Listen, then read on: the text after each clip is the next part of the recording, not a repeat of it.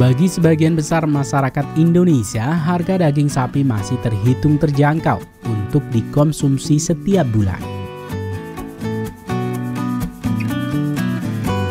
Namun mungkin hanya sedikit dari kalian yang mampu membeli daging sapi Jepang yang terkenal dengan nama Wagyu. Daging sapi ini diperoleh dari 4 ras utama sapi-sapi yang diproduksi di Jepang. Daging sapi ini dihargai karena corak daging marmernya dan rasa menteganya. Wagyu A5 yang bermutu tinggi dapat memiliki harga hingga 7 juta sampai 14 juta per kilogram. Dengan harga satu ekor sapi sendiri dapat terjual hingga 431 juta rupiah. Lalu, apa yang membuat dagingnya sangat mahal dan bagaimana proses peternakannya? Kita akan membahasnya pada liputan kali ini. Liputan kali ini juga bagian dari request sahabat semua yang telah menuliskan di kolom komentar.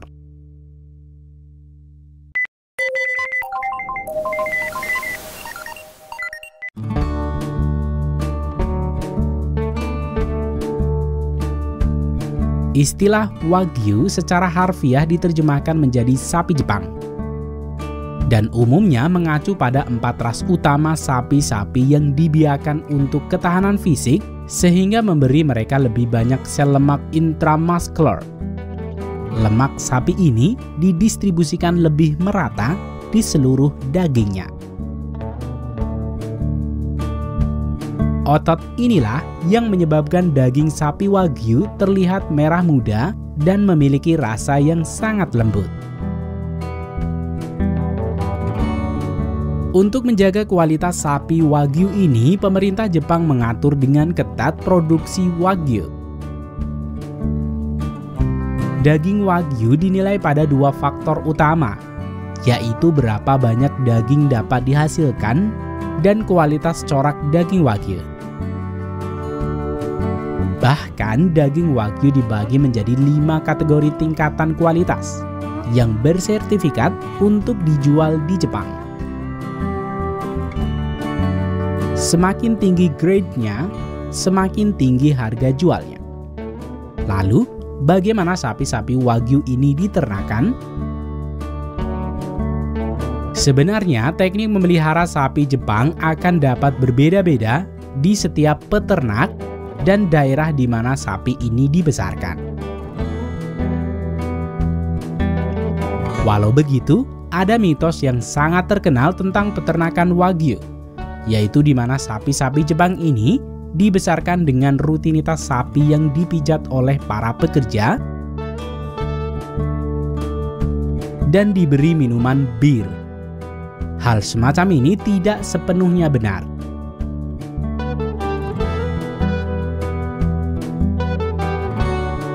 Seperti halnya peternakan sapi pada umumnya, peternakan sapi Jepang juga dibagi menjadi 2, yaitu peternakan yang mengkhususkan diri untuk pembibitan dan peternakan sapi Jepang untuk penggemukan.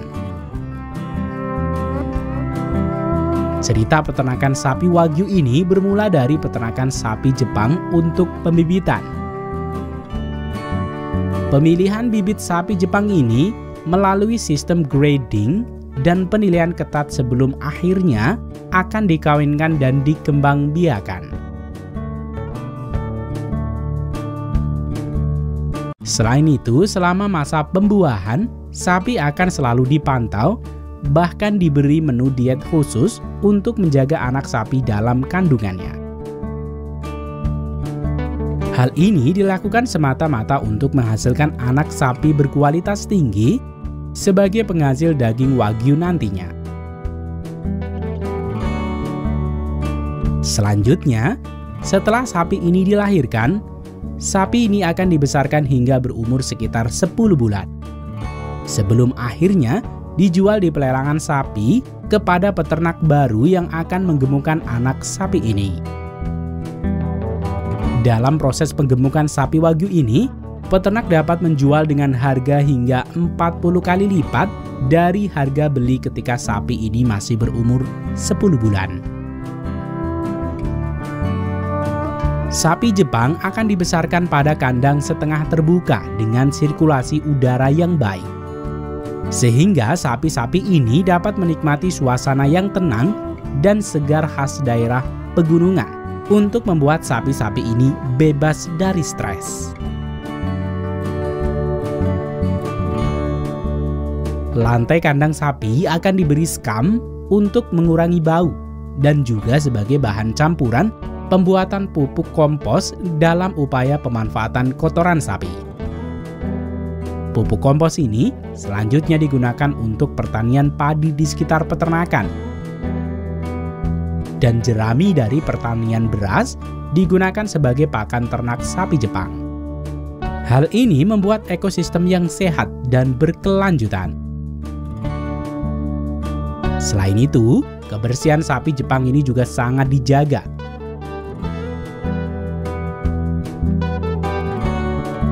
Mulai dari memandikan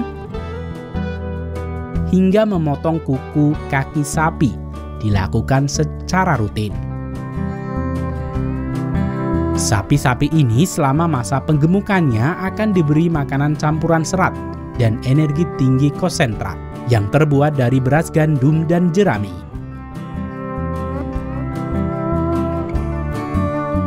Sapi-sapi ini akan sering diberi makanan ini 3 kali sehari selama hampir 2 tahun, sampai sapi ini memiliki hampir 50% lemak.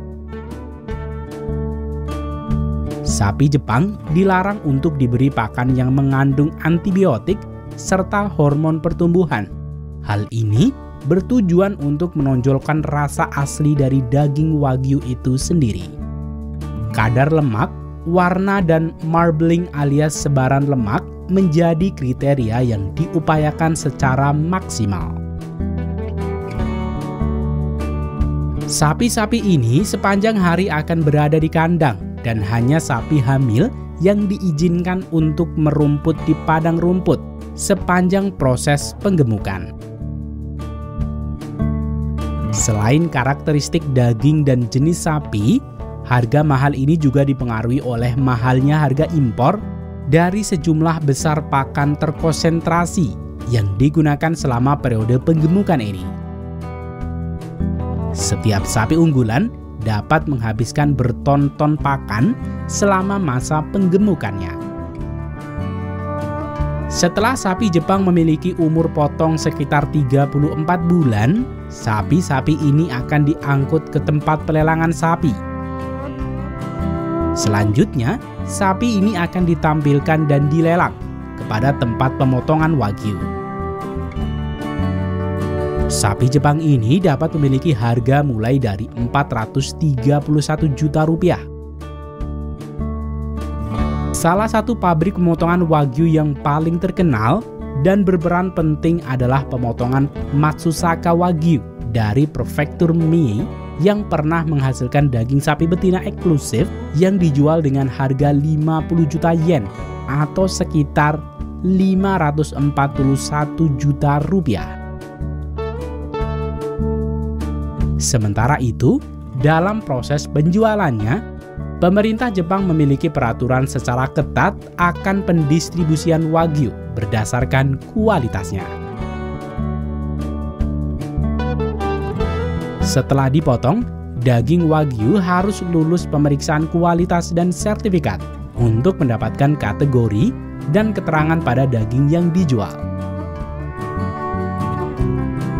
Dalam dunia perdagingan terdapat level yang menentukan seberapa berkualitas daging tersebut. Menurut halaman Crowded Cow, label A untuk yang berkualitas superior dan label B untuk yang biasa saja. Sedangkan label C untuk yang di bawah standar. Sementara itu, pemberian angka 1 hingga 5 merepresentasikan kualitas dari beberapa karakteristik. Beberapa di antaranya adalah tingkatan guratan yang ada, warna daging, dan seberapa rata sebaran lemak yang ada dalam daging tersebut secara keseluruhan.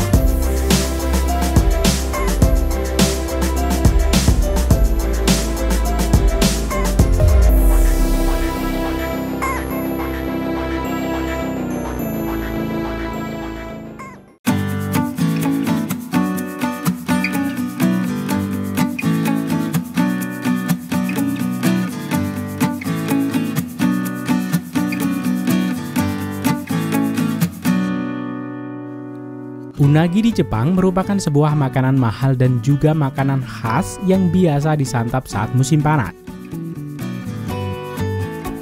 Sedangkan kata unagi sendiri dapat merujuk kepada belut maupun sidat. Akan tetapi, unagi yang biasa diolah menjadi kabayaki ini merujuk kepada sidat air tawar, khususnya sidat Jepang. Beberapa alasan yang membuat harga sidat air tawar ini menjadi mahal adalah bibit sidat di peternakan sidat di Jepang diperoleh dari alam, sedangkan jumlahnya di alam liar setiap tahun semakin menipis. Resiko budidaya sidat air tawar juga sangat tinggi. Hal ini juga membuat Jepang terpaksa mengimpor sidat dari Cina, Taiwan, dan juga Indonesia. Akan tetapi, sidat di Jepang memiliki ukuran yang lebih besar, sehingga sidat impor dijual sebagai sidat untuk kelas 2 dan 3. Bahan baku yang mahal dan juga proses pengolahannya yang sulit membuat masyarakat Jepang biasa menikmati kabayaki di restoran dan tidak pernah memasaknya sendiri. Pada video kali ini, Rekayasa Teknologi akan mengajak kalian melihat proses peternakan sidat Jepang yang terkenal.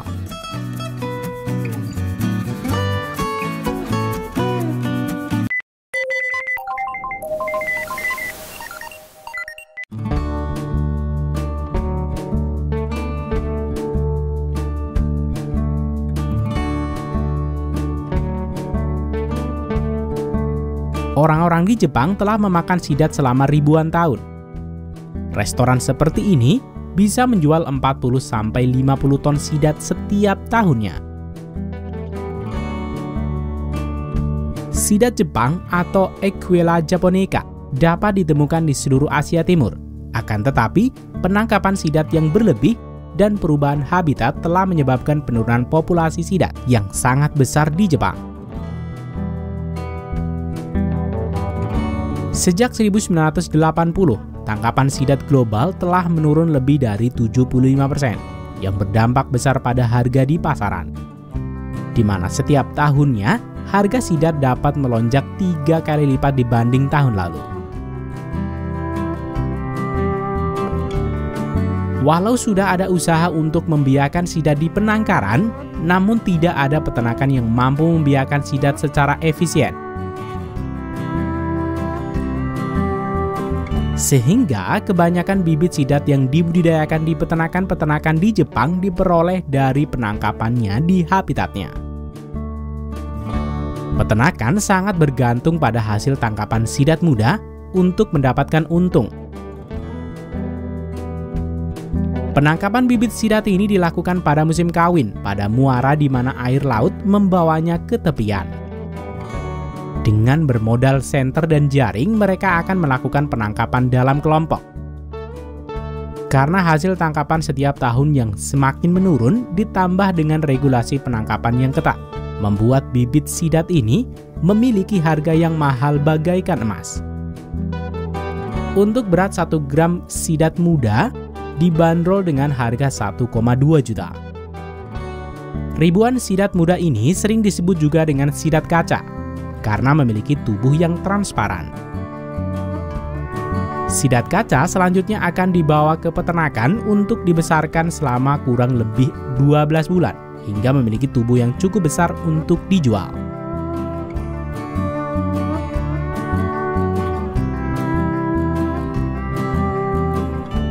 Membesarkan sidat sebanyak ini membutuhkan perhatian terus-menerus. Selain itu, dengan jumlah sidat yang padat dalam satu kolam, meningkatkan resiko gagal panen ketika ada satu sidat terjangkit penyakit, akan mudah menyebar ke semua kolam. Sehingga memilih tempat penangkaran yang memiliki sumber air bersih dan juga udara yang segar menjadi faktor yang cukup penting dalam peternakan sidat Jepang ini. Salah satu peternakan sidat Jepang yang cukup besar adalah Yamada Shoisana yang terletak di prefektur Kagoshima di Pulau Kyushu yang kaya akan alam. Peternakan ini dapat membudidayakan 1.000 ton per tahun di 5 peternakan sidat yang saling berdekatan. Salah satu hal menarik lainnya dari peternakan sidat Jepang yang terbesar ini adalah bahwa peternakan tidak menggunakan bahan kimia dan antibiotik sehingga menghasilkan sidat yang benar-benar aman dan berkualitas tinggi. Tantangan utama dari peternak sidat dalam jumlah padat dan juga bebas dari bahan kimia adalah menciptakan lingkungan yang tidak membuat sidat sakit. Hal ini yang menuntut para pekerja mendedikasikan waktu 24 jam mereka untuk merawat sidat dengan cara mengamati, meliputi bagaimana sidat makan, bagaimana mereka berenang, dan bau dari kolam. Sehingga sedikit saja perubahan, pekerja akan mengetahuinya dan segera menangani dan memisahkan sidat yang memiliki perilaku yang berbeda, sehingga tidak menyebar ke seluruh kolam. Selanjutnya, sumber mata air yang digunakan di dalam kolam berasal dari air bersih daerah pegunungan Kirishima yang bahkan aman untuk langsung diminum. Dengan pemasangan fasilitas modern, memungkinkan peternak dapat mengatur suhu air dan kualitas air. Setiap kolam dapat menampung hingga 30.000 sidat, dan peternakan ini memiliki 150 kolam, sehingga secara total keseluruhan dapat menghasilkan 4,5 juta sidat. Setiap hari, pekerja memberi makan sidat 2 kali, yaitu pada jam 4 pagi dini hari dan jam 3.15 sore hari. Pada dasarnya, ikan sidat termasuk ikan karnivora. Pekerja memberi makan pelet sidat dari campuran tepung ikan, tepung gandum, bungkil kedelai, dan minyak ikan. Pekerja selalu menyiapkan pelet ini dalam kondisi segar, karena jika pelet ini lewat beberapa jam saja setelah pembuatan pelet, akan mengeras dan sidat akan susah untuk memakannya. Pelet ini akan dibuat beberapa jam sebelum jam makan mereka. Setelah semua campuran tercampur sempurna, selanjutnya pelet akan segera didistribusikan ke setiap kolam. Setelah 1 tahun bekerja dan sidat telah tumbuh cukup besar untuk dijual, waktunya pekerja memanennya. Proses pemanenan dimulai dengan memasang jaring dan mengumpulkan sidat ke pojok kolam. Selanjutnya, pekerja memasang selang dan menghisapnya dengan pompa, kemudian menyalurkannya ke ruang produksi. Sementara itu, di ruang produksi beberapa pekerja telah berbaris, siap untuk mensortir sidat berdasarkan ukurannya.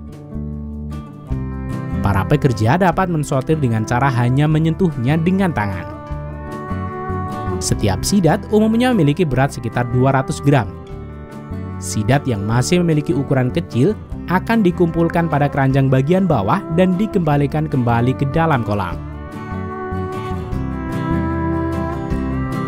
Sedangkan sidat yang memiliki berat yang cukup akan ditimbang dan diberikan es batu untuk menidurkan sidat saat proses pengiriman. Atau digunakan sebagai bius alami, sehingga sidat akan tetap segar ketika berada di restoran.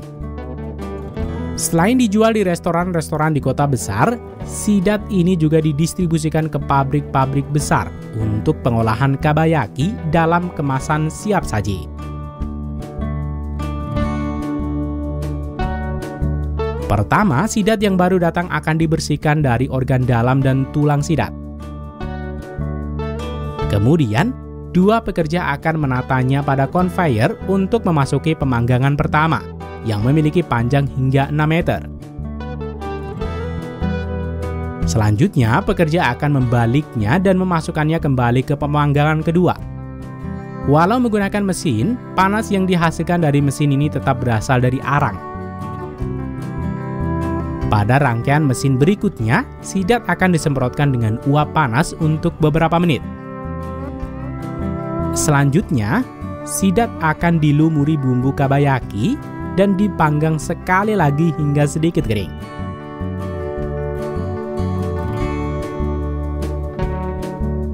Dan akhirnya di ruang penyimpanan, sidat akan dibungkus dengan plastik kedap udara dan menguncinya dengan seal. Setiap kardus berisi 25 sidat. Sidat dalam kemasan ini dapat dikonsumsi beberapa bulan ke depan tanpa pengawet selama disimpan pada suhu minus 18 derajat Celcius.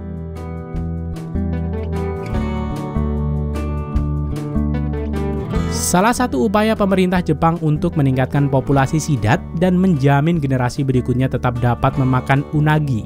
Pemerintah menetapkan peraturan ketat tentang standar penangkapan bibit sidat dari alam liar, dan juga kewajiban peternak untuk ikut melepaskan sidat dewasa kembali ke alam. Selain itu, usaha menetaskan sidat di peternakan secara lebih efektif terus dilakukan. Namun masa depan sidat Jepang hingga kini masih belum jelas. Dan satu-satunya hal yang jelas adalah harga sidat yang terus meningkat sepanjang tahun, seiring dengan permintaan.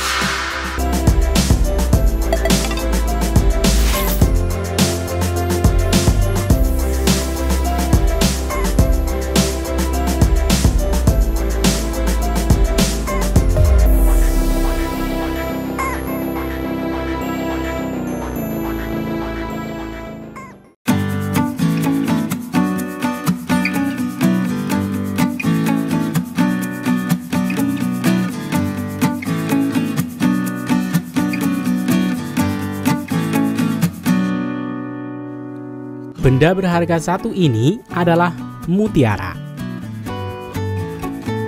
Mutiara adalah satu-satunya jenis perhiasan bernilai ekonomi tinggi yang berasal dari makhluk hidup. Batu keras yang mengkilap ini dihasilkan di dalam jaringan lunak dari moluska hidup kerang mutiara dari sistem pertahanan diri.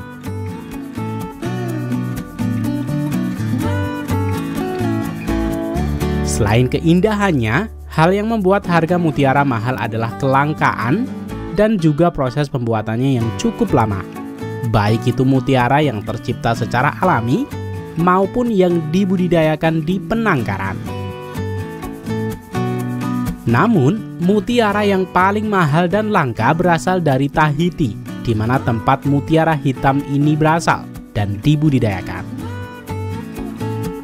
Pada video kali ini, kita akan mengajak kalian untuk melihat tahapan proses peternakan kerang mutiara di Jepang. Video ini juga bagian dari request sahabat semua yang telah menuliskan di kolom komentar.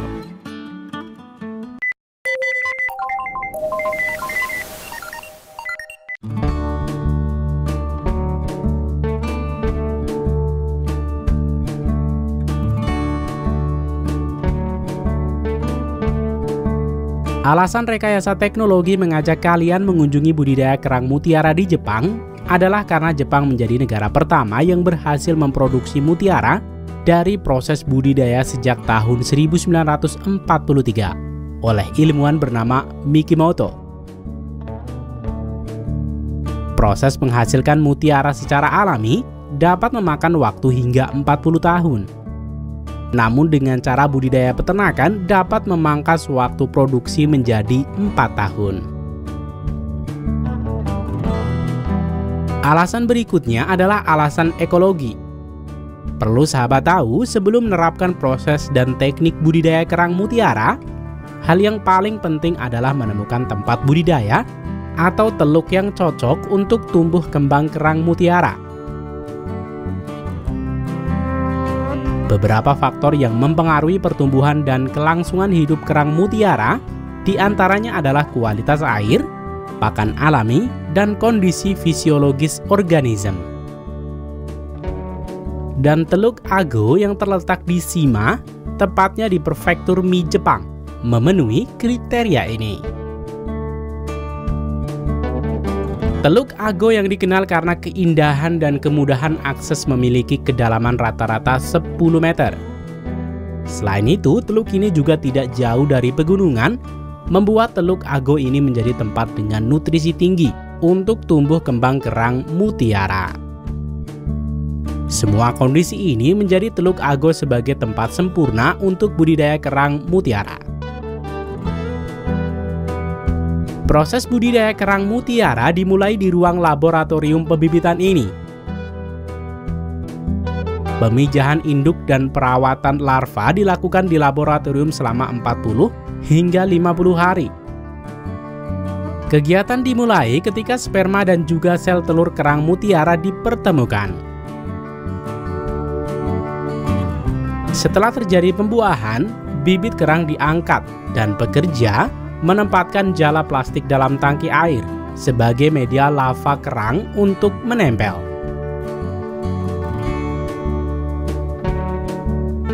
Selama kurang lebih 40 hari, para pekerja akan memberi makan lava-lava ini dengan plankton selama 2 hingga 3 kali sehari. Para pekerja juga akan rajin mengganti air jika sudah cukup keruh karena dapat membuat lava kerang mati karena masih sangat sensitif. Setelah ukuran lava mencapai 2,2 mm dan lava sudah berhenti berenang dan sudah menempel, selanjutnya lava kerang mutiara akan dipindahkan ke Teluk Ago untuk mendapatkan air laut alami pertamanya. Pada tahapan ini disebut dengan proses pembesaran anak kerang mutiara.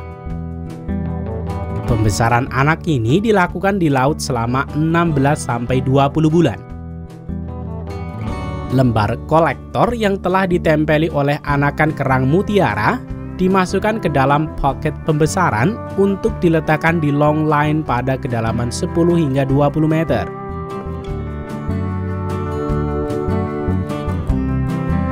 Pocket atau jaring tempat kerang secara periodik akan diganti 2 hingga 3 bulan sekali. Pekerja akan mengangkat untuk membersihkan dan juga dilakukan pengurangan kepadatan. Pengurangan kepadatan dilakukan untuk mengurangi kompetisi pakan antara sesama anak kerang. Sementara itu, pembersihan yang dilakukan ini sangat penting karena untuk melepaskan organisme penempel seperti spong, tunicate, dan alga. Sehingga setelah pembersihan dilakukan, siklus air yang membawa plankton dan oksigen dapat masuk ke dalam paket sebagai sumber pangan bagi kerang mutiara tersebut. Setelah anakan kerang mutiara tumbuh dewasa atau sudah berumur 18 hingga 24 bulan, maka kerang siap untuk masuk ke proses selanjutnya, yaitu kegiatan produksi.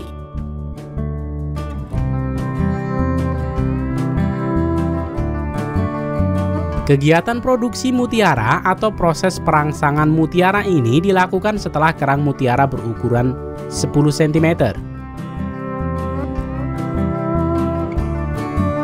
Kegiatan ini dimulai dengan menempatkan kerang dewasa pada wadah bernama conditioning box, yaitu tempat untuk mengadaptasikan kerang dengan daratan. Yang selanjutnya, seorang pekerja akan bertugas untuk memberi stopper pada kerang mutiara. Stopper berfungsi untuk mencegah kerang mengunci sempurna pada kondisi pertahanan diri, yang akan membuat proses penanaman nukleus akan menjadi sangat sulit.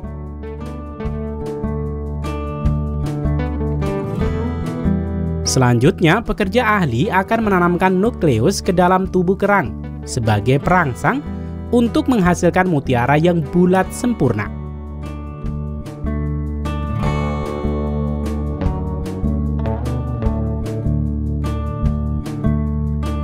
Jika kamu penasaran inti nukleus yang dimasukkan ke dalam kerang ini, sebenarnya benda ini terbuat dari cangkang kerang air tawar yang ditumbuk menjadi manik bulat sempurna dan dipoles.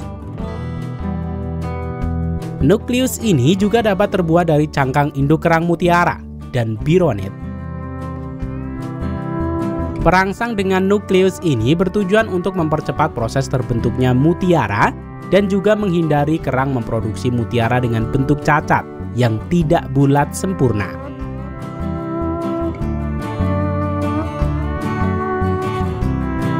Perlu kita tahu kalau pembentukan mutiara ini berasal dari pertahanan diri, di mana kerang mendeteksi adanya benda asing masuk ke dalam tubuh, yang kemudian secara alami kerang akan merespon terhadap benda asing ini.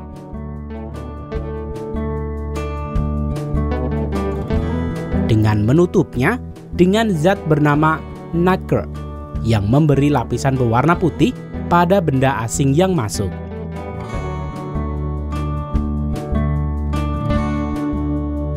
Selanjutnya, setelah proses penanaman nukleus ini selesai, kerang dengan segera akan dikembalikan ke tempat budidaya pada long line untuk waktu antara 18 hingga 24 bulan ke depan. Dalam proses perawatan kerang dewasa, pekerja dalam beberapa bulan sekali akan mengangkat naik kerang untuk dibersihkan dan juga untuk pemeriksaan dengan mesin X-ray untuk memantau perkembangan mutiara.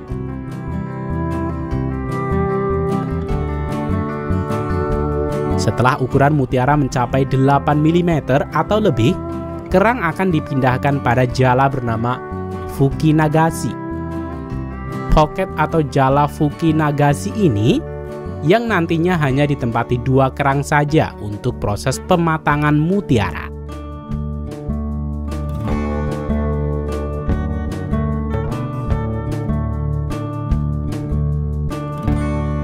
Setelah mutiara pada kerang mencapai ukuran 10 mm, proses pemanenan mutiara sudah dapat dilakukan.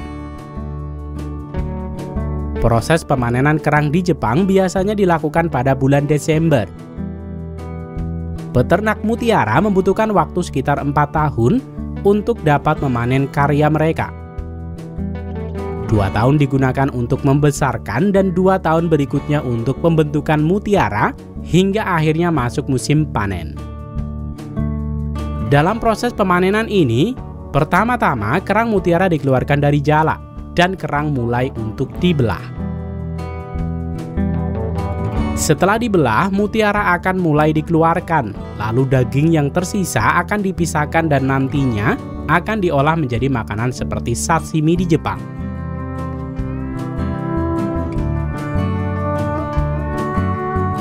Sedangkan untuk mutiaranya sendiri, setelah dikeluarkan dari perut si kerang, mutiara-mutiara tadi kemudian dicuci bersih. Namun, karena mutiara ini diciptakan dari proses biologis, sehingga mutiara tidak perlu dipoles, karena sudah memiliki pancaran keindahan alaminya. Mutiara-mutiara ini sudah dapat dijual langsung ke toko perhiasan ataupun dibuat menjadi berbagai macam perhiasan di ruang produksi dengan cara melubangi atau menempatkan pada anting dan kalung.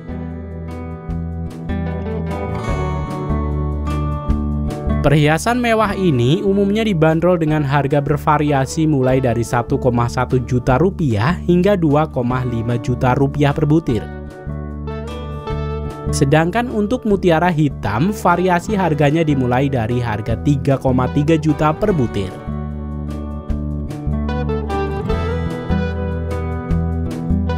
Pada skala yang besar, peternak dapat memanen 3.000 hingga 5.000 butir mutiara dalam sekali panen. Kamu bisa membayangkan berapa banyak uang yang diperoleh. Namun kamu juga harus menghitung berapa banyak uang yang dikeluarkan untuk proses budidayanya.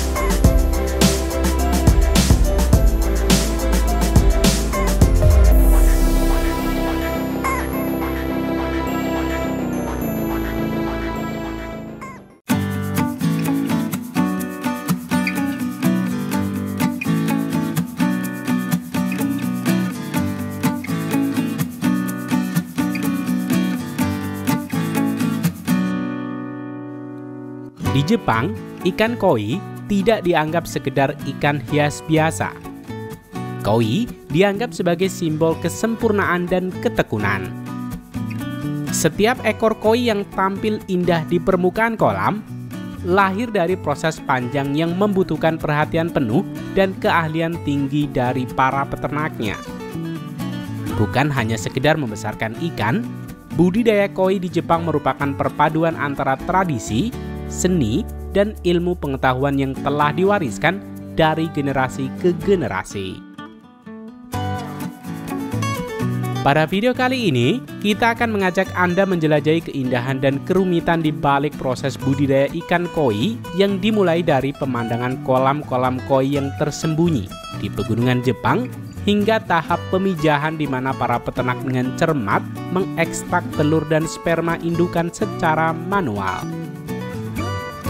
Setiap langkah dalam proses ini bukan hanya saja mengandalkan teknologi, tetapi juga keahlian tangan dan intuisi yang terasa selama bertahun-tahun.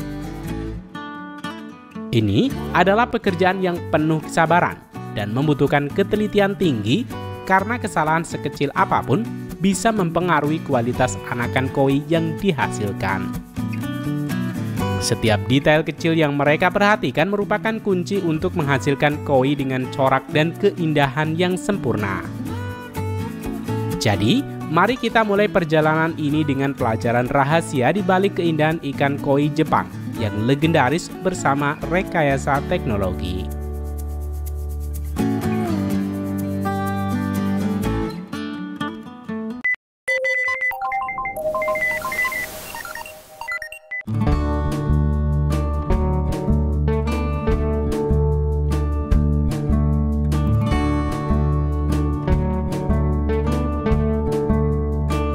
Budidaya ikan koi di Jepang adalah proses yang memadukan tradisi dan teknik modern untuk menghasilkan koi berkualitas tinggi yang diminati di seluruh dunia.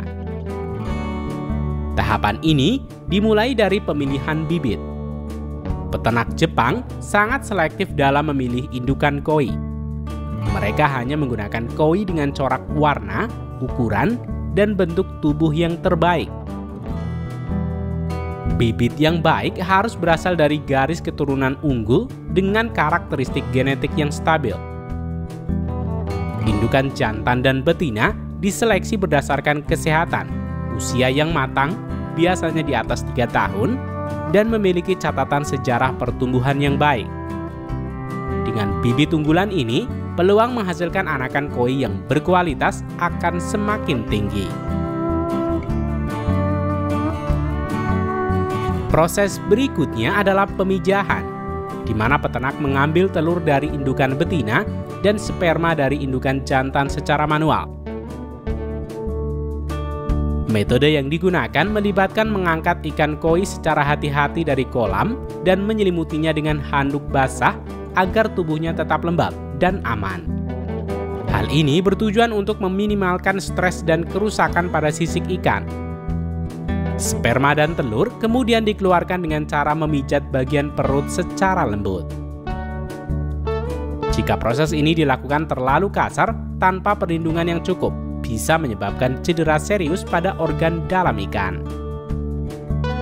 Namun jika dilakukan dengan benar, teknik ini sangat efektif karena memastikan pembuahan maksimal tanpa mempengaruhi kondisi kesehatan indukan.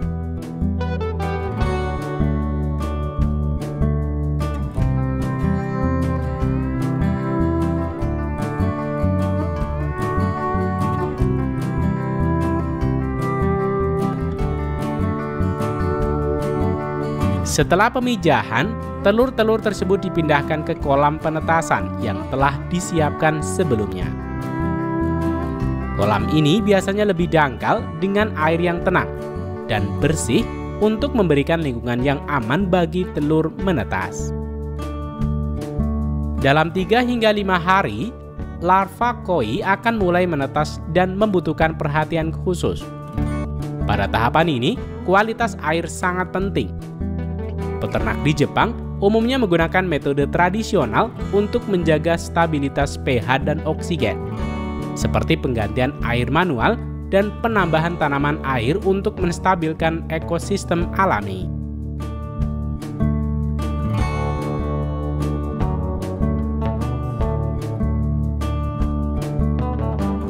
Ketika larva sudah berkembang menjadi burayak, mereka dipindahkan ke kolam pembesaran yang letaknya terpencil jauh dari area pemukiman.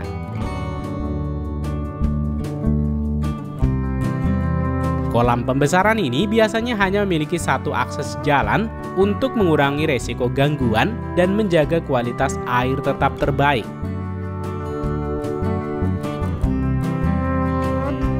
Alasan utama mengapa kolam pembesaran diletakkan di area yang sulit dijangkau adalah untuk menciptakan lingkungan yang tenang dan alami bagi perkembangan koi.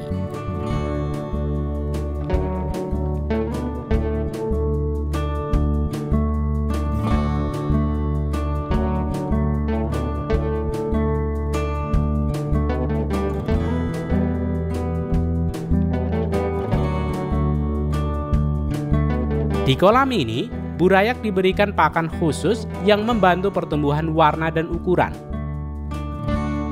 Pemantauan harian dilakukan secara ketat untuk mengontrol kesehatan ikan dan mencegah munculnya penyakit. Sebaliknya, kolam di dekat pemukiman biasanya digunakan untuk budidaya awal dan seleksi kualitas. Hal ini memudahkan pekerja melakukan pemantauan yang lebih sering. Lokasi yang lebih dekat dengan fasilitas memungkinkan penanganan lebih cepat jika terjadi masalah pada air atau kesehatan koi. Seleksi anakan dilakukan di sini, di mana koi yang menunjukkan kualitas terbaik akan dipilih untuk dikembangkan lebih lanjut di kolam terpencil. Alasan strategi ini diterapkan di Jepang adalah untuk memastikan koi berkualitas terbaik dapat diisolasi dan diberikan perhatian khusus, sementara yang berkualitas lebih rendah dipisahkan sejak dini.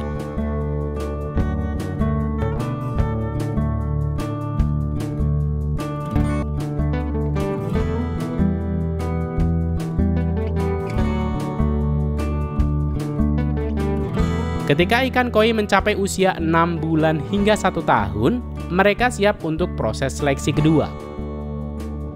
Pada tahapan ini, koi yang sudah menunjukkan corak dan pertumbuhan yang baik akan dipindahkan ke kolam yang lebih besar dan diberikan ruang lebih luas untuk berkembang. Kualitas air di kolam ini akan dijaga ketat menggunakan kombinasi metode tradisional seperti penggunaan lumpur alami di dasar kolam, serta teknologi modern seperti filter mekanis dan sistem aerasi otomatis untuk menyesuaikan kondisi air dengan kebutuhan ikan. Pada tahapan perawatan air, peternak Jepang sangat mengandalkan pengalaman dan pengamatan rutin. Mereka menggunakan metode tradisional seperti penggantian air secara berkala dan penambahan bakteri baik untuk menjaga keseimbangan ekosistem. Kualitas air dilihat dari kejernihannya, bau, dan suhu. Teknologi modern kadang digunakan untuk memantau parameter ini, tetapi peternak yang berpengalaman sering lebih mengandalkan intuisi dan pengamatan secara langsung. Setiap perubahan kecil, seperti penurunan kadar oksigen atau lonjakan pH, bisa berakibat fatal pada kesehatan ikan koi.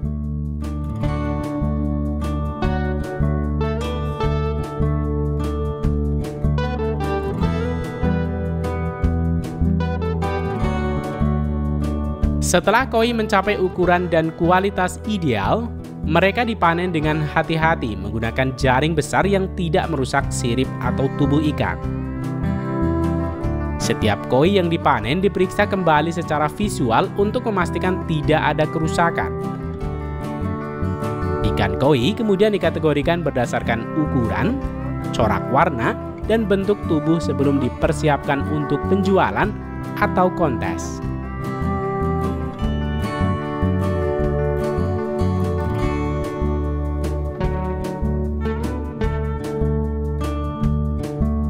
Ikan koi Jepang memiliki nilai ekonomi tinggi. Ikan koi dengan kualitas standar dijual sebagai hiasan kolam biasa.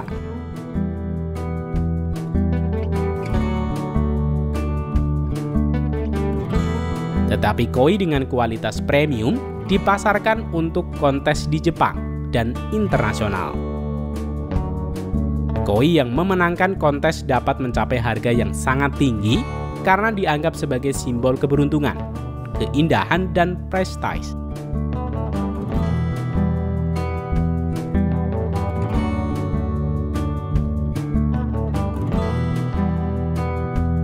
Proses peternakan ikan koi seperti inilah yang menjadikan budidaya ikan koi di Jepang lebih dari sekedar pertanian, tetapi juga seni dan kebanggaan budaya.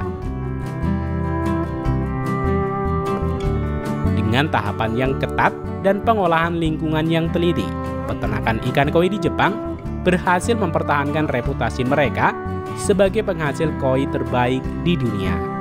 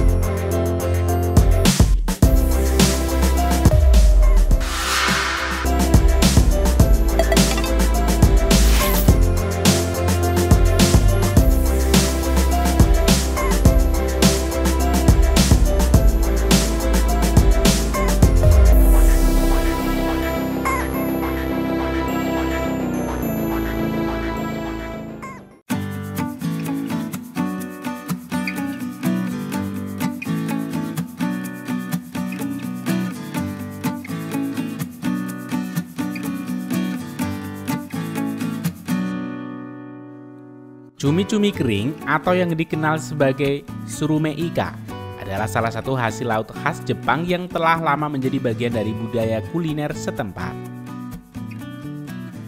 Dengan cita rasa yang kuat dan tekstur kenyal, surume ika kerap dijadikan cemilan tradisional maupun pelengkap sajian minuman. Di sisi lain, cumi-cumi segar juga diolah menjadi berbagai hidangan populer seperti sashimi, ikayaki, hingga tempura. Karena permintaan pasar yang tinggi, cumi-cumi memiliki nilai komersial yang sangat penting bagi industri perikanan di Jepang. Salah satu daerah penghasil cumi-cumi terbesar di Jepang adalah prefektur Yamagata yang berada di pesisir laut Jepang. Setiap tahunnya, perairan di wilayah ini menghasilkan ribuan ton hasil laut, termasuk cumi-cumi jenis surume ika yang menjadi komoditas unggulan. Dalam video kali ini, Rekayasa Teknologi akan mengajak kalian untuk menelusuri bagaimana nelayan-nelayan Jepang mempersiapkan kapal, menavigasi di laut lepas, dan menggunakan teknik penangkapan khusus untuk berburu serta memanen cumi-cumi pada musim-musim tertentu.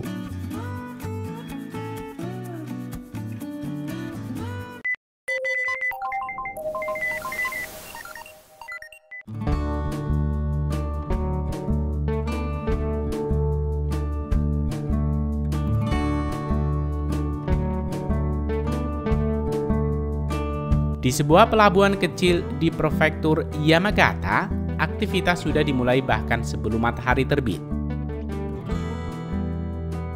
Para kapal penangkap cumi-cumi biasanya berangkat sekitar pukul 3 pagi saat langit masih gelap dan suasana laut masih tenang.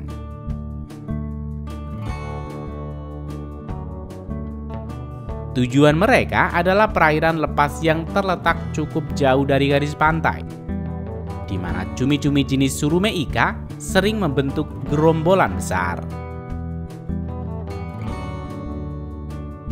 Sebelum berangkat, para awak kapal melakukan berbagai persiapan penting.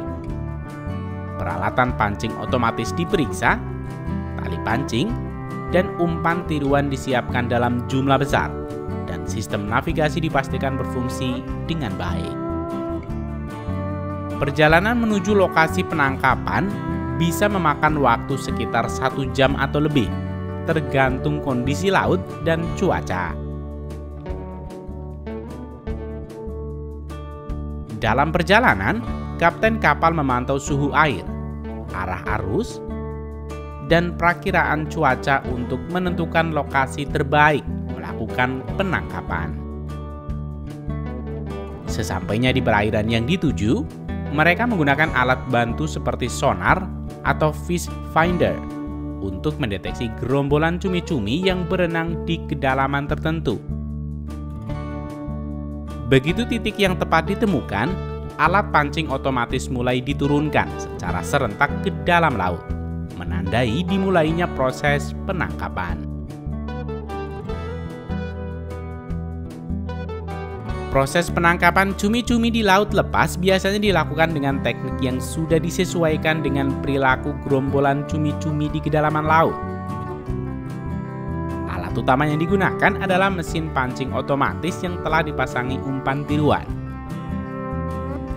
Umpan ini dibuat menyerupai gerakan ikan kecil dan akan diturunkan hingga mencapai area di mana cumi-cumi berada.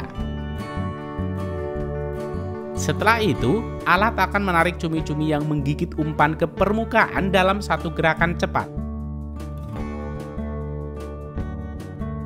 Kecepatan menjadi kunci dalam metode ini. Cumi-cumi yang sudah ditarik ke atas kapal segera dipisahkan berdasarkan ukuran dan langsung dimasukkan ke dalam kotak berisi es untuk menjaga kesegarannya. Penanganan cepat ini penting karena cumi-cumi termasuk hewan laut yang sangat sensitif terhadap suhu dan paparan udara. Masing-masing kapal bisa membawa ratusan hingga ribuan ekor cumi dalam satu kali perjalanan, tergantung musim dan kondisi laut. Bahkan dalam prosesnya, Desain alat pancing dan bentuk kait bisa berbeda-beda antar kapal, menyesuaikan dengan preferensi dan masing-masing nelayan. Selain menangkap, para awak juga terus memantau alat dan memperbaiki kerusakan ringan jika terjadi. Ini termasuk mengganti tali, memperbaiki mesin, atau menyesuaikan teknik sesuai gerakan arus laut. Di laut, segala sesuatu harus dikerjakan cepat dan efisien, tidak hanya karena waktu tetapi juga demi menjaga kualitas hasil tangkapan.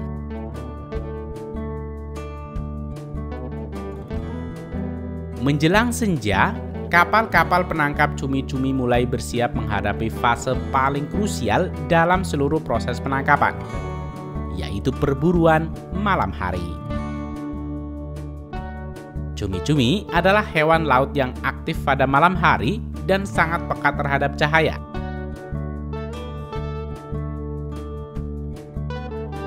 Oleh karena itu, nelayan memanfaatkan lampu-lampu terang yang dipasang di sepanjang sisi kapal untuk menarik perhatian mereka. Lampu-lampu ini disebut dengan isaribi atau api laut dan telah lama digunakan dalam tradisi penangkapan cumi di Jepang. Cahaya buatan ini akan menarik ikan-ikan kecil mendekat ke kapal, yang pada gilirannya memancing cumi-cumi untuk naik ke permukaan dan memangsa ikan-ikan tersebut. Pada saat inilah alat pancing otomatis kembali diturunkan dan satu persatu cumi-cumi ditarik dengan cepat dari bawah ke permukaan laut. Untuk memastikan posisi kapal tetap stabil di tengah arus laut malam hari, beberapa kapal juga menggunakan jangkar khusus atau peralatan penyeimbang agar tidak terseret arus. Stabilitas sangat penting agar alat pancing tetap berada dalam posisi tegak dan proses penangkapan bisa berlangsung optimal. Penangkapan cumi berlangsung sepanjang malam dan para awak bekerja tanpa henti dalam pergantian shift. Bagi mereka, malam adalah waktu emas untuk mendapatkan hasil tangkapan terbanyak. Setiap ekor cumi yang tertangkap segera dimasukkan ke dalam kotak berpendingin agar tetap segar hingga tiba kembali ke pelabuhan.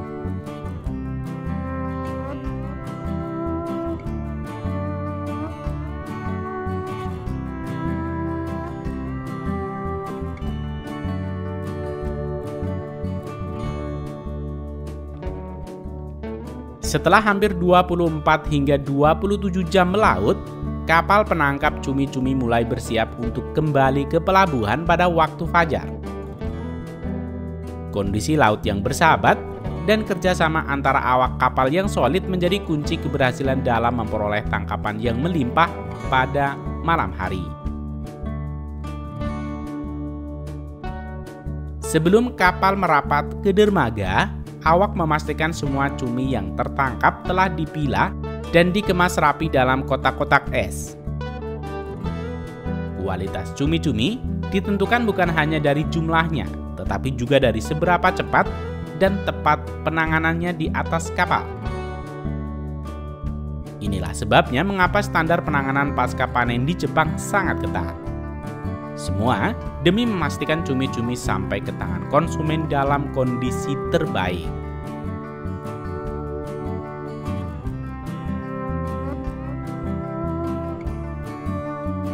Setibanya di pelabuhan, cumi-cumi akan segera dibawa ke tempat pelelangan atau langsung pusat distribusi. Dari sana, hasil laut ini akan tersebar ke berbagai daerah di Jepang, bahkan hingga ke luar negeri. Beberapa di antaranya akan diolah menjadi cumi-cumi kering berkualitas tinggi, sementara yang lainnya akan dikirim sebagai bahan segar untuk restoran dan pasar di Jepang.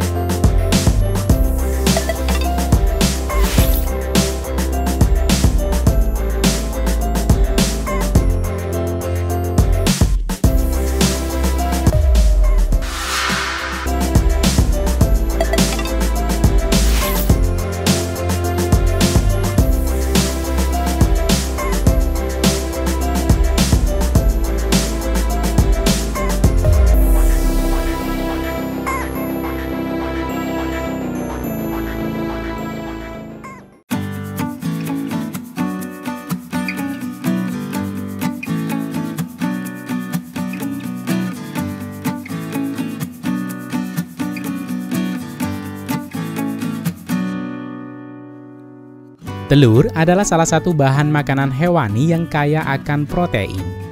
Selain mudah didapat, telur juga mudah diolah menjadi bermacam-macam jenis masakan. Oleh karena itu, telur menjadi salah satu bahan makanan kesukaan hampir seluruh penduduk di dunia, tak terkecuali bagi orang Jepang. Jepang masuk ke dalam 3 negara yang paling banyak mengkonsumsi telur. Di Jepang, telur biasanya disajikan di berbagai jenis masakan seperti tamago kake gohan, omurice, puding, dan banyak lagi.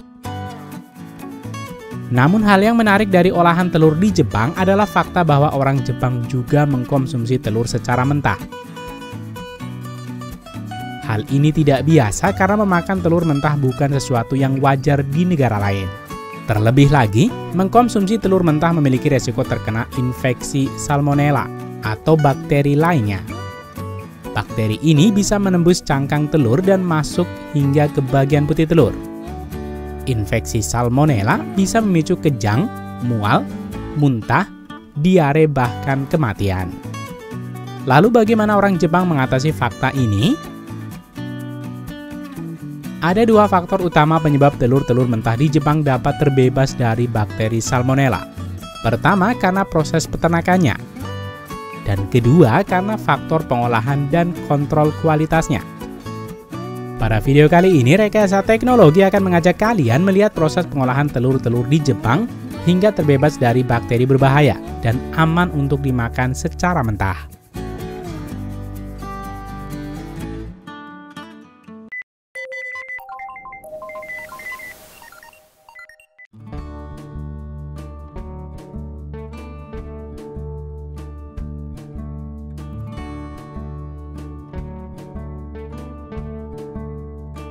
Seperti kemasan telur pada umumnya, telur di Jepang juga dikemas dalam kemasan plastik sesuai berat ukuran telur, sehingga telur terlihat menjadi sangat seragam. Ini adalah pemandangan umum di Jepang. Walau begitu, telur di Jepang mungkin adalah salah satu telur yang melalui proses terpanjang sebelum akhirnya mereka siap dijual ke toko-toko swalayan. Proses pengemasan telur dari peternakan ayam petelur hingga packaging melibatkan banyak teknologi komputerisasi yang canggih. Telur-telur dari peternakan akan dilewatkan melalui conveyor untuk mulai tahap pembersihan terlebih dahulu. Hal ini bertujuan untuk menghilangkan kotoran di permukaan cangkang telur. Berikutnya, telur ini akan bergerak di sepanjang roller conveyor yang akan membuat telur-telur ini berbaris sehingga semuanya mengarah ke arah yang sama. Selanjutnya, telur-telur ini akan dimandikan dengan air ozon yang mendidih yang akan membunuh bakteri di permukaan. Sementara sikat plastik berputar pada bagian bawah akan menyapu kotoran yang masih tersisa. Berikutnya, cangkang akan diperiksa apakah masih ada sisa kotoran.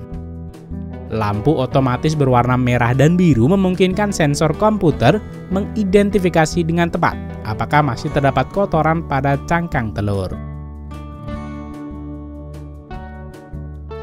Mesin selanjutnya akan memeriksa apakah terdapat retakan pada cangkang telur. Mereka akan menggunakan palu kecil yang mengetuk dengan lembut di 16 titik berbeda saat telur menggelinding di sepanjang sabuk conveyor. Perbedaan suara antara ketukan akan dianalisis oleh komputer, dan suara ini memungkinkan komputer mendeteksi retakan bahkan lebih kecil dari rambut yang dapat dilihat oleh manusia.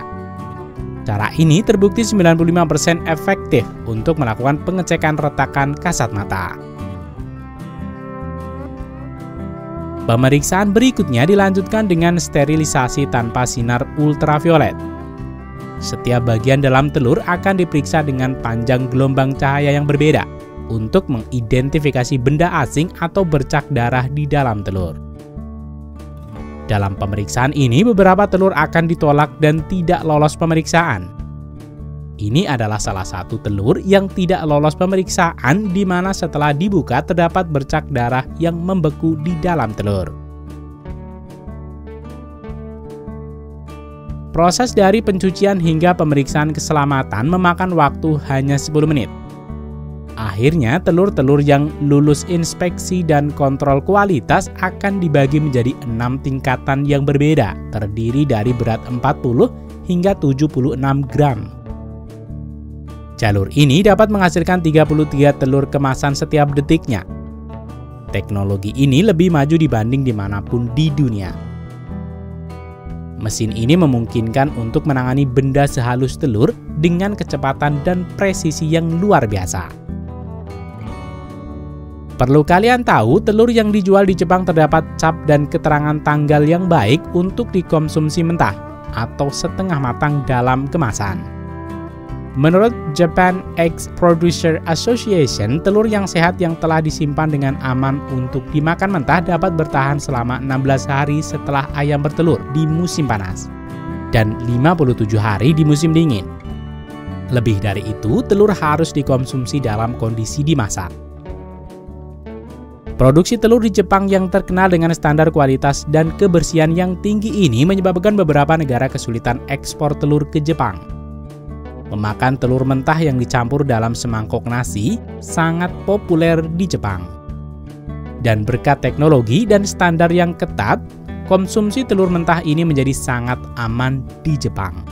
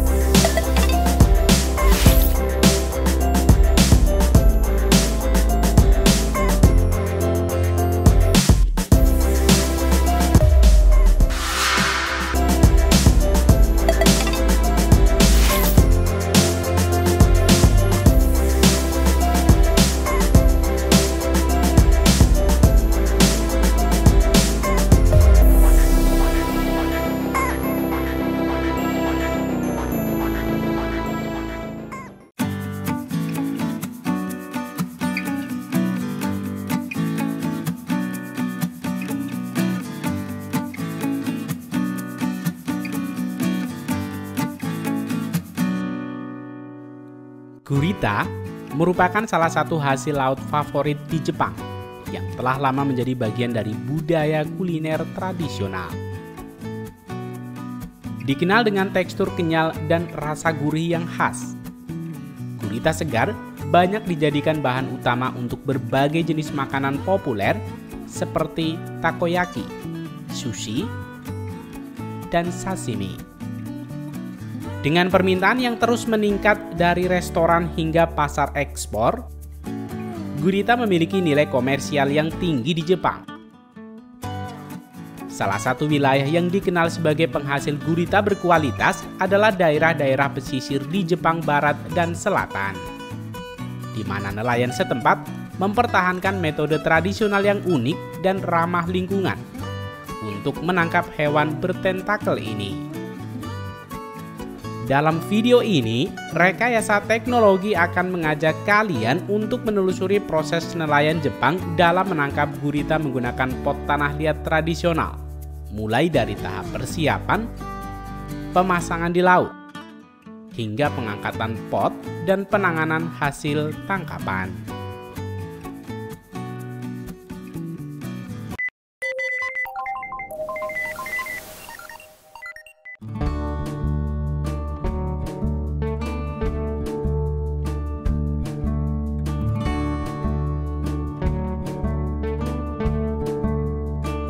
Sebelum melaut, nelayan menyiapkan sejumlah pot tanah liat yang disebut dengan takosubo, yaitu perangkap berbentuk seperti kendil kecil dengan bukaan sempit.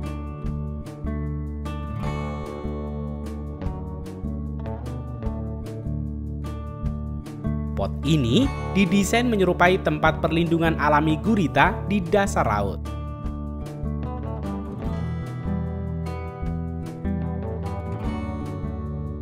Beberapa nelayan memilih untuk memasukkan umpan hidup seperti kepiting kecil ke dalam pot.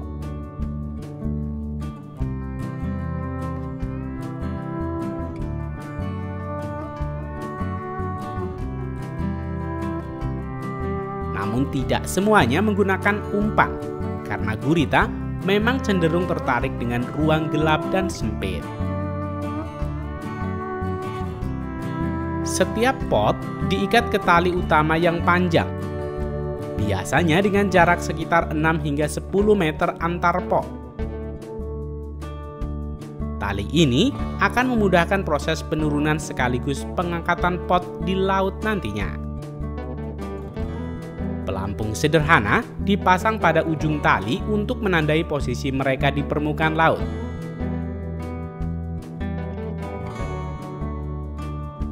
Para nelayan biasanya berangkat dari pelabuhan kecil saat dini hari atau pagi buta, memanfaatkan kondisi laut yang masih tenang.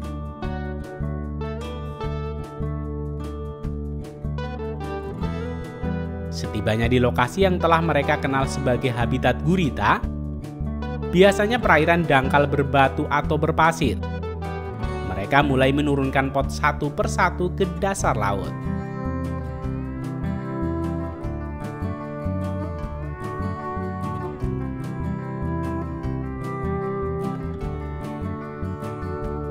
Dengan keahlian yang diwariskan turun-temurun, mereka menjaga jarak pot tetap teratur agar tidak saling bertumpuk. Area pemasangan pun dipilih dengan mempertimbangkan musim dan arus laut. Setelah seluruh pot terpasang, mereka meninggalkannya selama beberapa jam, hingga semalaman, memberikan cukup waktu bagi gurita untuk masuk dan menetap di dalamnya.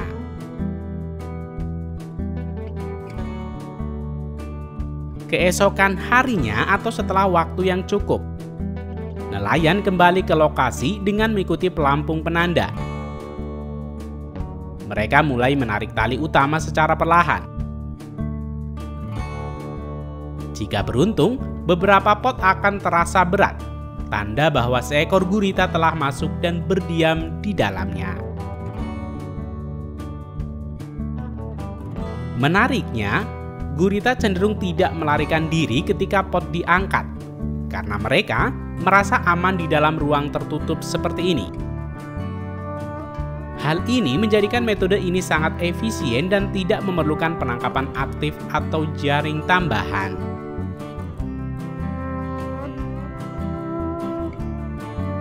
Setelah pot tiba di atas kapal, nelayan memeriksa isinya. Gurita yang tertangkap dikeluarkan dari pot dengan hati-hati dan disimpan di wadah berisi air laut atau kontainer khusus.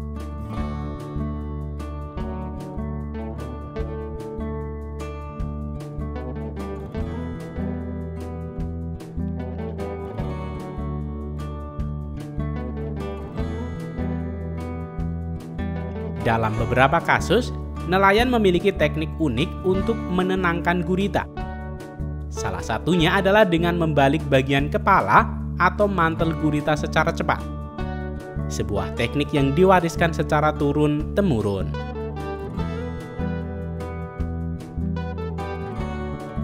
Hasil tangkapan kemudian dibawa ke darat dan segera dijual dalam kondisi hidup, segar, atau dikirim ke pabrik pengolahan untuk dijadikan produk makanan laut bernilai tinggi.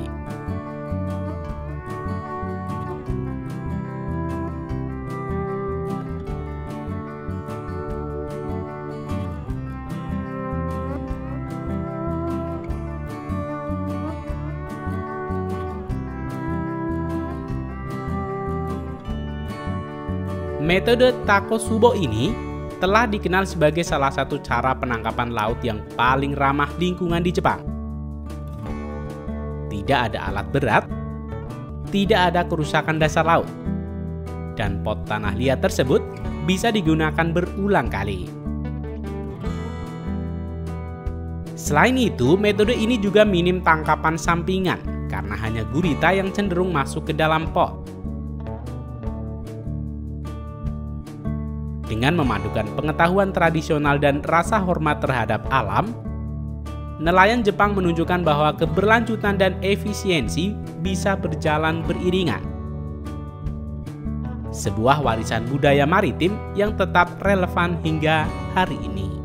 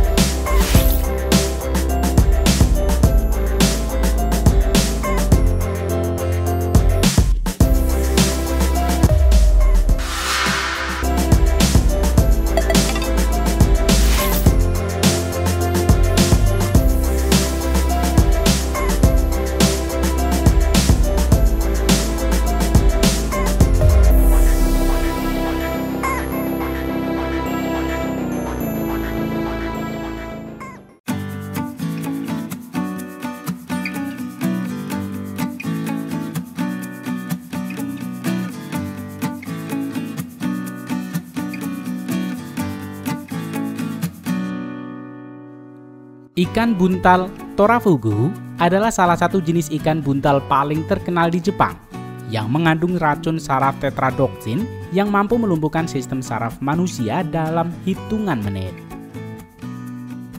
Racunnya 1.200 kali lebih kuat dari sianida dan tidak ada penawar medis hingga saat ini. Namun meski mematikan, dagingnya justru menjadi salah satu hidangan paling mewah dan mahal di Jepang. Disajikan hanya oleh koki berlisensi khusus, fugu mencerminkan gabungan antara seni kuliner, resiko tinggi, dan prestis.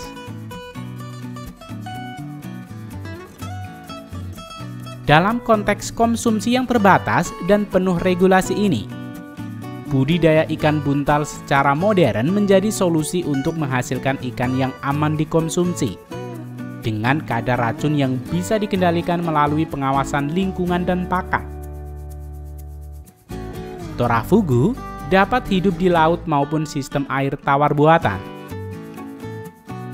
Kini, Jepang telah mengembangkan sistem sirkulasi tertutup atau RAS untuk budidaya ikan buntal di kolam beton yang jauh lebih aman dan efisien. Dalam video kali ini, Rekayasa Teknologi akan mengajak kalian melihat lebih dekat tahapan lengkap peternakan ikan buntal torafugu di Jepang. Dari bibit unggul hingga sampai di meja makan para pecinta kuliner ekstrim.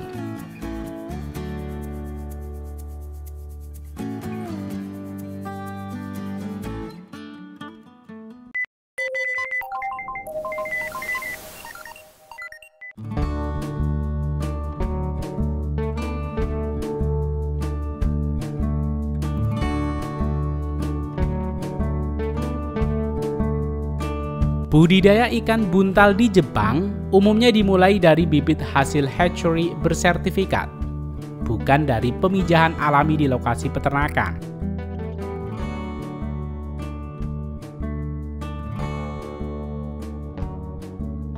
Bibit-bibit unggul ini dipilih secara ketat berdasarkan kesehatan, pertumbuhan, dan sejarah genetiknya. Setibanya di lokasi budidaya, ikan langsung dimasukkan ke dalam kolam beton dengan sistem RAS atau Recirculating Aquaculture System.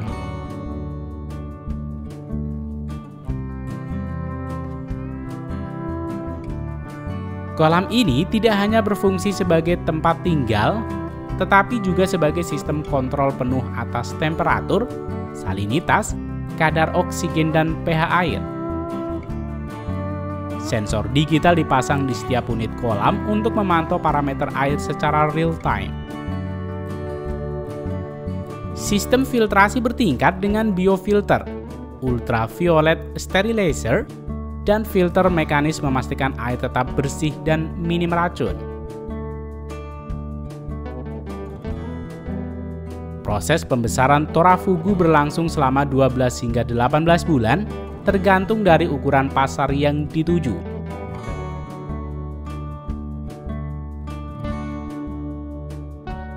Pakan yang diberikan berupa campuran protein hewani dan nabati dengan kandungan mineral tertentu yang disesuaikan untuk mengurangi potensi pembentukan racun tetradoksin.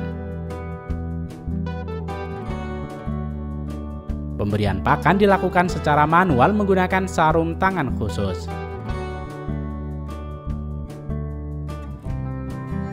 Peternak memantau pertumbuhan dengan sampling berkala, memeriksa bobot tubuh dan respon terhadap pakan.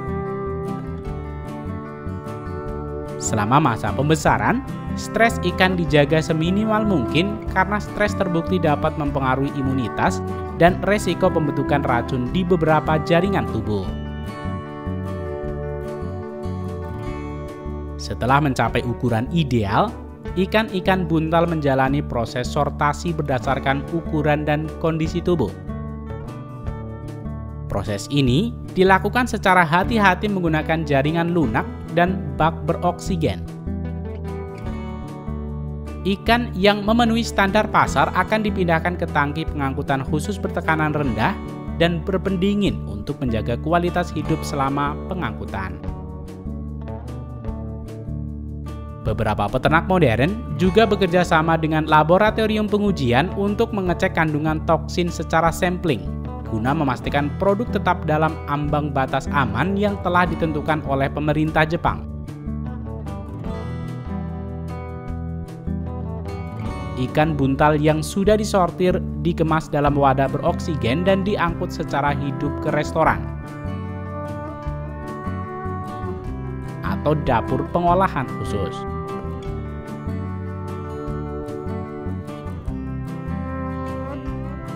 Beberapa produk terbaik juga akan dijual ke lelang. Sementara itu, transportasi dilakukan malam hari atau pagi dini hari untuk menghindari suhu tinggi yang dapat memicu stres pada ikan. Jepang memiliki regulasi ketat yang mengharuskan ikan buntal hanya boleh dipotong oleh koki profesional bersertifikasi yang harus menjalani pelatihan panjang dan lulus ujian lisensi dari pemerintah prefektur.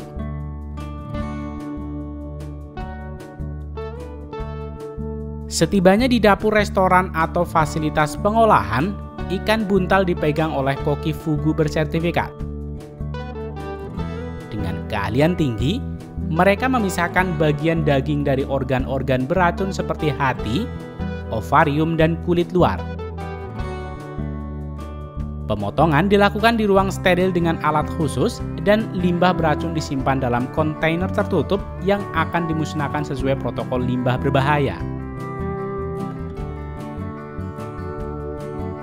Daging ikan buntal lalu disajikan dalam bentuk sashimi tipis bernama fugusashi yang disusun dalam bentuk bunga krisan, simbol kemurnian dan kehormatan dalam budaya Jepang.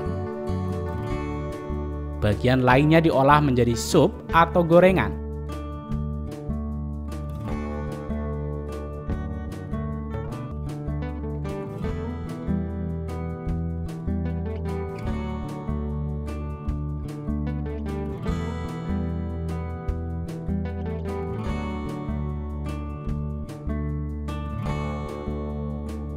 Melalui teknologi modern, pengawasan ketat, dan keterampilan tinggi, peternak ikan buntal di Jepang telah berkembang menjadi salah satu bentuk budidaya perikanan paling presisi di dunia.